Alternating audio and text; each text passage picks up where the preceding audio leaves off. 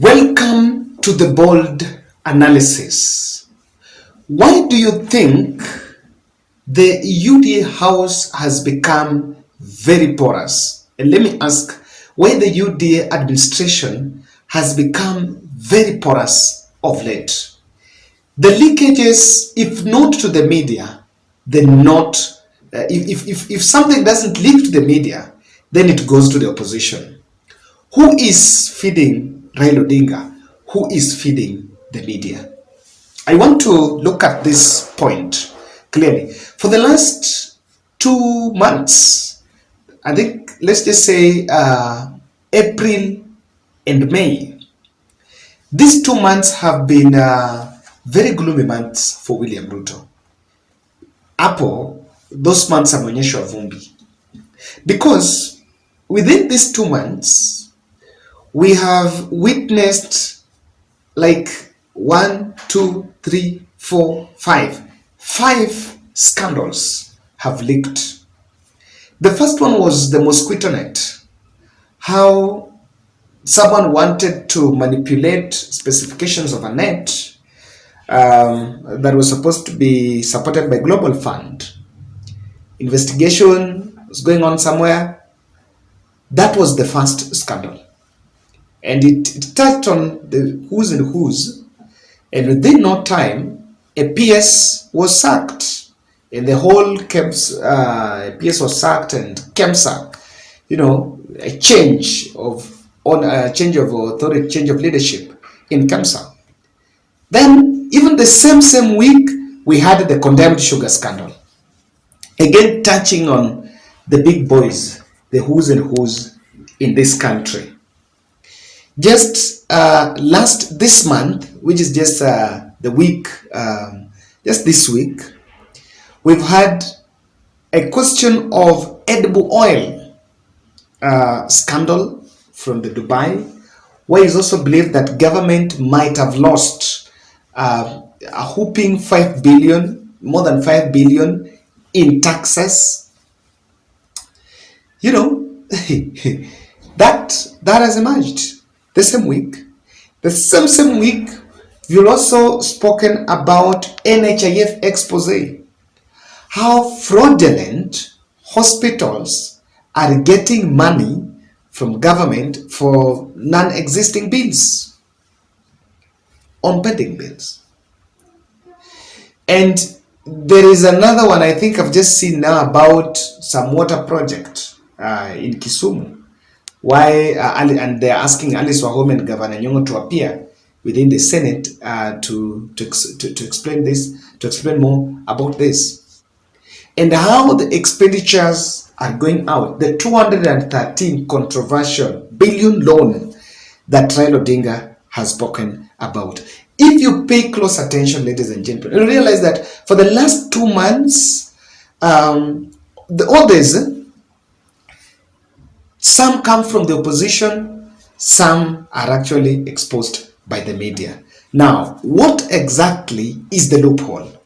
Or what is the reason behind this phenomenon? I want us to look at that. Kindly subscribe to our channel. I'm also reaching out to you that on 26th, we are going to have a children's home visit in Nemaland.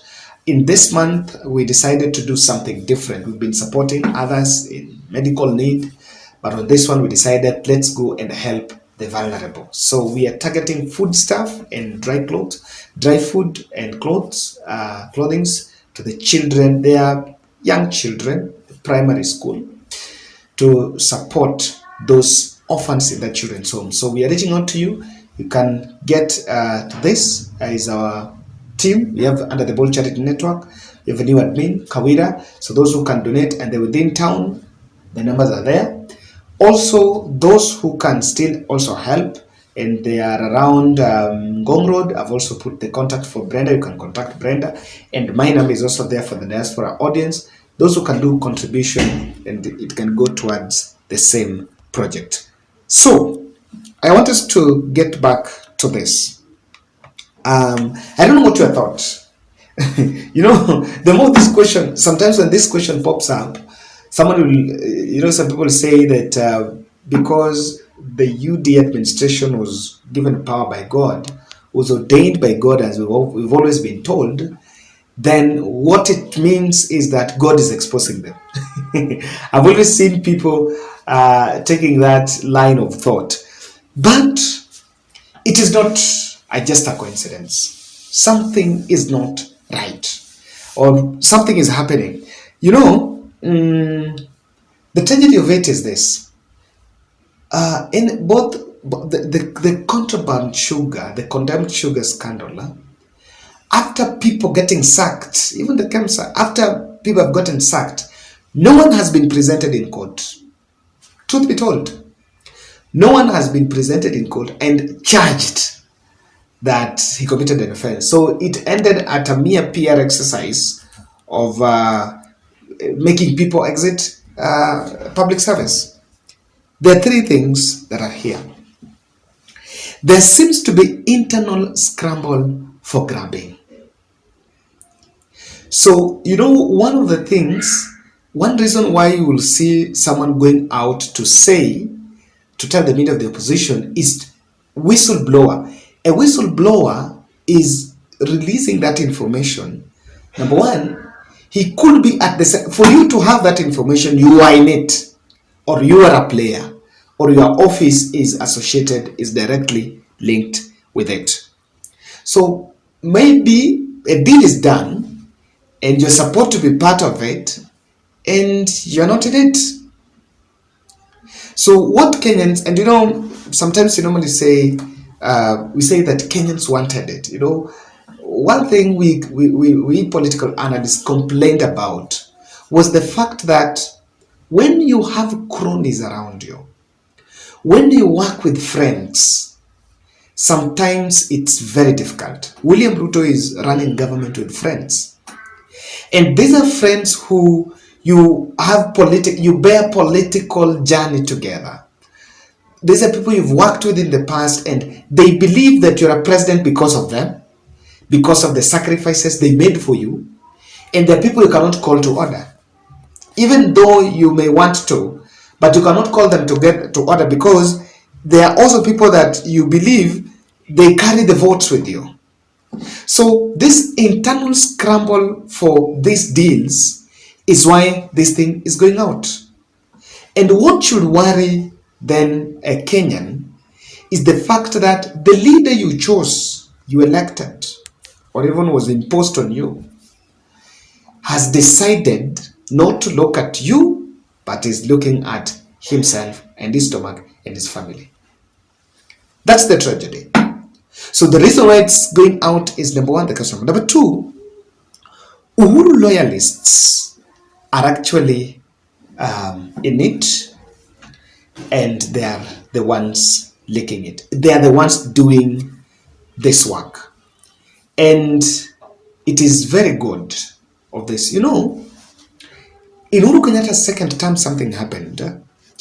When there was the fallout between Uhuru and Ruto, the civil servants were divided. There was that divided loyalty. And there was insecurity of tenure, because when I support William Ruto, probably I'm going to be chased out of government or here or there. There was that discussion going on. So what helped Uhuru Kenyatta, what salvaged Uhuru Kenyatta was two things. Number one, Uhuru maintained the seasoned civil servants. He worked with the civil servants and also deployed some members of the military and intelligence in the government ministries. So that's why they arrested the situation, because there was looting going on. When Ruto left government immediately after that handshake, he had already logged out, so he was only there to reaping the benefits where he can. So when when William Ruto came into power, the people that are tied, you cannot chase everyone. Even if you want to change and bring your people, it's not an overnight change. You cannot just change it once. It has to take through a process. Now, Uhuru's loyalists are still in government. And there are people that are drawing the line that what we are seeing now is not what we've been seeing even for the last 20 years. There are people that are in government and have worked for more than 20 years. And they're seeing some things now that know very well are not right. So they're also the good people. That this is happening, it is not right.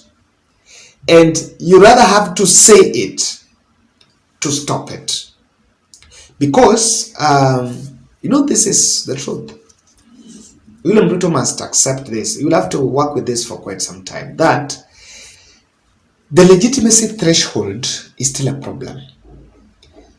If you look at the number of, if the national vote is going to, if that fraction is going to be reflected in terms of how many people supported him in government, supporting him and in government, then realize that it's some 50-50.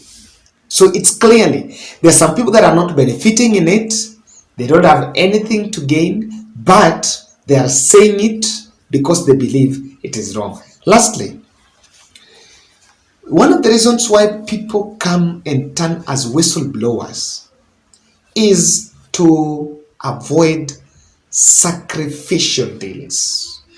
There are some deals that are being made, and if you don't say it, then it will happen, and after it happens, you are the ones that they will go away with you. Yes. The people that have been killed, even assassinated, because of corruption scandals. And it's because it was never arrested. So if you say, some of these people have known very well that this thing is happening, it is clearly in my ministry, I have no control over it, I cannot stop it, but I rather make it public so that if an investigation is done, if there is some cover, it is done. Because some are done with the sole intention that if you say no, then they do away with you.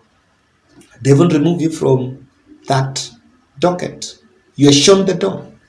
So some are also protecting their integrity, because at the end of the day, it's all about what others want, what the big leader wants to see. The people who can be called, people can be called and be told, this is it. There is this drama going on in my county. I'll try to look at it, where Oduor, my deputy governor, is saying that governor has been using some junior officers to withdraw money, and probably for under the guise of operation. And the same government side has been saying that the DG has spent some 18 million in some dubious operations under his office. I looked at it and I was like, this is what we're talking about. Sacrificial. It's both way. And I honestly do believe that in the spirit of devolution, these two gentlemen need to sit down and agree and work together. Because themselves, they cannot be investigators.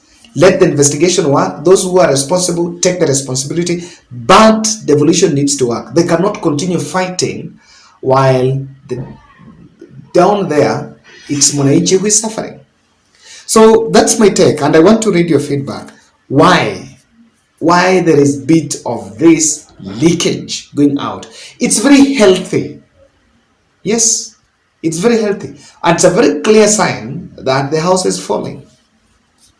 If it is happening now, then towards maybe after 2 years or 1 year, what will you expect? We'll be talking a different story.